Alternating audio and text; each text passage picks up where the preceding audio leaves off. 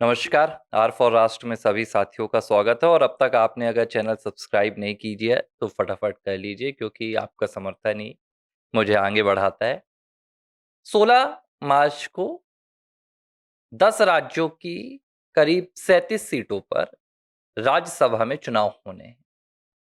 Bharatiya Janata party की ओर से लगभग तमाम नाम पहले से तय हैं, किसी तरह का कोई विवाद नहीं है।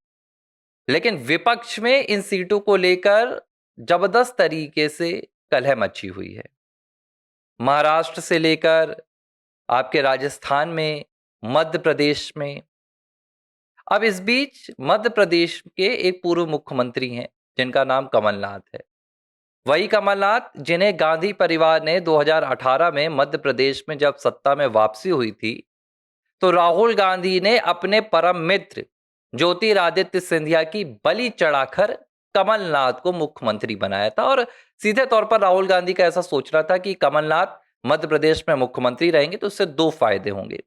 एक तो कमलनाथ सीधे तौर पर हाईकमान के इशारे मानेंगे, क्योंकि वो कहावत तो आपने सुनी होगी कि इंदिरा के दो बेटे, एक संजय गांधी, दो हाथ, एक कमलनाथ, एक ये संजय, इस तरह की तमाम बातें चलती थी।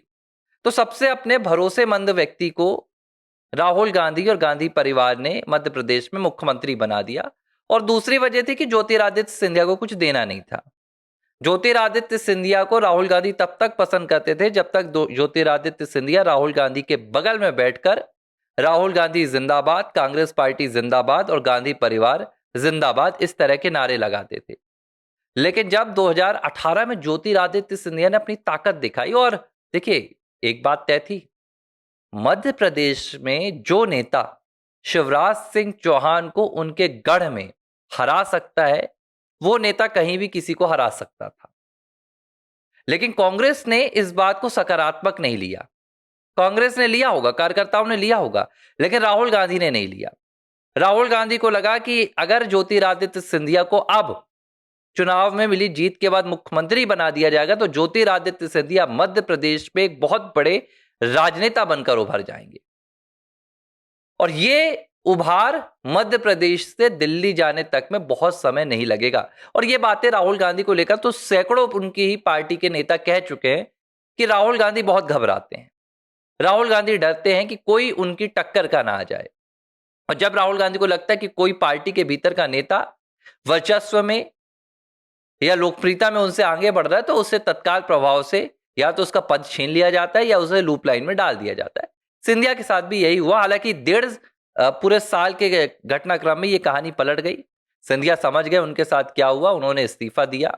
उनके 22 विधायक भाजपा में आए, ज्योतिरादित्य सिंधिया राज्यसभा चले गए, कांग्रेस की सरकार गिर गई। कमलनाथ को 15 महीनों में ही मुख्यमंत्री के पद से इस्तीफा देना पड़ा। इस बीच क्या हुआ, जब कांग्रेस की सरकार गिरी मध्य प्रदेश में तो इसके लिए राहुल गांधी ने सीधे तौर पर जिम्मेदार ठहराया कमलनाथ को। उन्होंने ये नहीं कहा कि मैंने आपको मुख्यमंत्री बनाया, इससे ज्योतिरादित्य सिंधिया नाराज हो गए और उन्होंने इस्तीफा दे दिया। बल्कि राहुल गांधी ने यह कहा कि आप लोग मध्य प्रदेश में स्थिति नहीं संभाल पाए, ये क्राइसिस जो था इससे आप लोग पार्टी को नहीं निकाल पाए।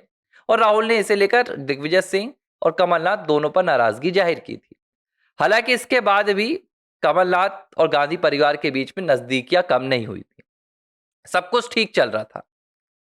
लेकिन इसके बाद कमलनाथ ने मध्य प्रदेश में विपक्ष के नेता के पद से इस्तीफा दिया करीब 2022 में। 2023 में जब दोबारा चुनाव हुए, इस चुनाव में कमलनाथ के ऊपर जिम्मेदारी थी कि वो कांग्रेस की खोई हुई सत्ता को वापस लाए। लगातार प्रचार प्रसार वही हुआ, एंटी इनकम्बेंसी का प्रचार प्रसार हुआ, शिवराज सिंह चौहान का प्रसार, उनके खिलाफ तमाम बातें की गई। बागी विधायकों का नाम लिया गया, ज्योतिरादित्य सिंधिया को गद्दार बताया गया और कोशिश थी कि जो ग्वालियर चंबल है वहां पर ज्योतिरादित्य सिंधिया को मात दी जाए। परिणाम एकदम उलट आए। ज्योतिरादित्य सिंधिया, शिवराज सिंह चौहान, प्रधानमंत्री नरेंद्र मोदी सभी ने मध्य प्रदेश में जोरदार प्रदर्शन किया और 165 सीटों पर भारतीय जनता पार्टी की धमाकेदार जीत हुई। कांग्रेस पार्टी का सुपड़ा साफ हो गया। अब इसके बाद 2023 का जब चुनाव भी खत्म हो गया, इसको कमलनाथ को वहां से पद से भी हटा दिया गया, प्रदेश अध्यक्ष के वहां पर पटवारी आ चुके थे। 2024 का चुनाव हुआ तो एक आखिरी उम्मीद बची थी कमलनाथ के पास कि वो अपने बेटे की सीट को रिगेन कर लेते। वापस से हासिल कर लेते। लेकिन मध्य प्रदेश में कांग्रेस का शून्य का आंकड़ा सामने आया। नकुल नाथ भी, कमलनाथ के बेटे, अपनी लोकसभा की सीट छिंदवाड़ा से हार गए। इसके बाद चर्चाएं शुरू हुई। चर्चाएं क्या शुरू हुई कि कमलनाथ भारतीय जनता पार्टी में जा रहे हैं। इन चर्चाओं का जो बाजार था वो दिल्ली तक गर्म रहा और मध्य प्रदेश में ये बात लगभग सच भी थी। हम तो देख रहे थे, यहां से तो तमाम चीजें दिखाई दे रही थी। पूरी कोशिश की थी कमलनाथ ने कि मैं नहीं लेकिन मेरा बेटा नकुल नाथ वो भाजपा में सेट हो जाए। लेकिन कमलनाथ की मांगें बड़ी थी, भारतीय जनता पार्टी को कोई मुनाफा था नहीं, कमलनाथ की लेगेसी खत्म हो चुकी थी। सिर्फ कांग्रेस को दिखाने के लिए कि कमलनाथ के बेटे यहां आ रहे, भाजपा इतना बड़ा रिस्क नहीं ले सकती थी, क्योंकि सिंधिया का जो गुट था ऑलरेडी सिंधिया के गुट के विधायकों को मध्य प्रदेश में सेट करना था। आखिरकार ये बात नहीं बन पाई और इसके जरिए एक चीज और कर रहे थे। कमलनाथ को पता था भाजपा मुझे ऐसा कुछ बड़ा देगी नहीं, बेटे को कुछ ऐसा बड़ा देगी नहीं। वो गांधी परिवार पर दबाव बनाना चाहते थे, गांधी परिवार से कुछ बड़ा लेना चाहते थे कि उनका वर्चस्व खत्म ना हो। वो ये माहौल बनाकर दिखाना चाहते थे कि वो भाजपा में चले जाएंगे। लेकिन इस पूरे घटनाक्रम पर गांधी परिवार ने कोई तूल नहीं दिया, कोई तवज्जो नहीं दी। आखिरकार कमलनाथ ने ये पूरा जो घटनाक्रम चल रहा था इसको त्यागा और मीडिया के सामने आकर स्पष्टीकरण दिया कि कोई मैं कहीं नहीं जा रहा हूं।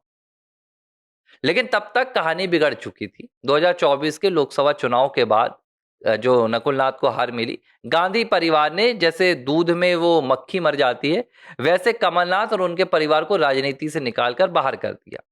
कमलनाथ ने कई बार दिल्ली का दौरा किया। एक बार तो यह भी निकलकर बात सामने आई कि राहुल गांधी ने मिलने का वक्त भी नहीं दिया। कुल मिलाकर कमलनाथ साइडलाइन हो गए। अब 2026 में जब राज्यसभा सीटों की बात आ रही है, जब राज्यसभा का चुनाव हो रहा है, मध्य प्रदेश में एक सीट पर अब कमलनाथ ने मांग की है।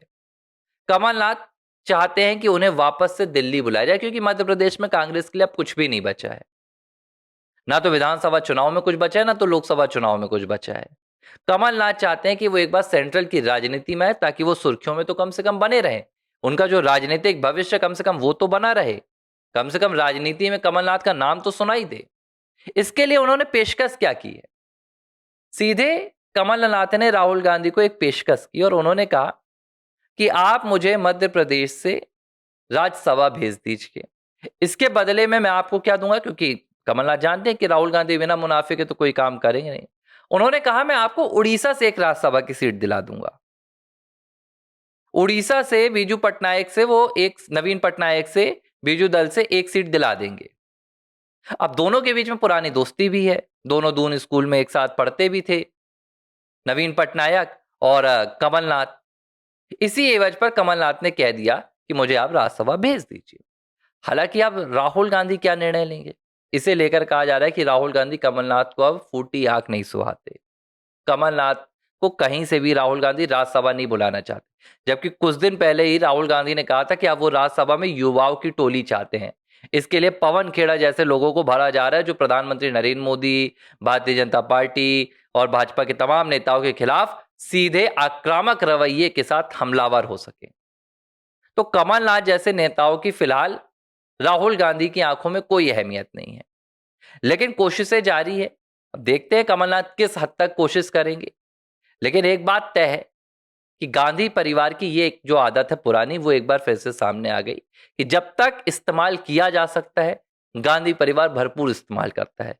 कमलनाथ को बेटा बनाया गया, जब भी मध्य प्रदेश में किसी को सीएम बनाना होता, कोई फेरबदल करना पड़ता, कमलनाथ का इस्तेमाल किया जाता, एक मैसेंजर बनाकर भेजा जाता मध्य प्रदेश की सियासत में। लेकिन जब कमलनाथ का पूरा वर्चस्व खत्म हो गया, कमलनाथ की पूरी राजनीति खत्म हो गई, तो उन्हें एक सम्मानजनक विदाई देने की बजाय राहुल गांधी और गांधी परिवार ने उन्हें सीधे तौर पर साइडलाइन कर दिया और अपने परिवार का वो चेहरा दिखा दिया जो लगभग नेहरू के जमाने से लगातार लोग देखते आए हैं।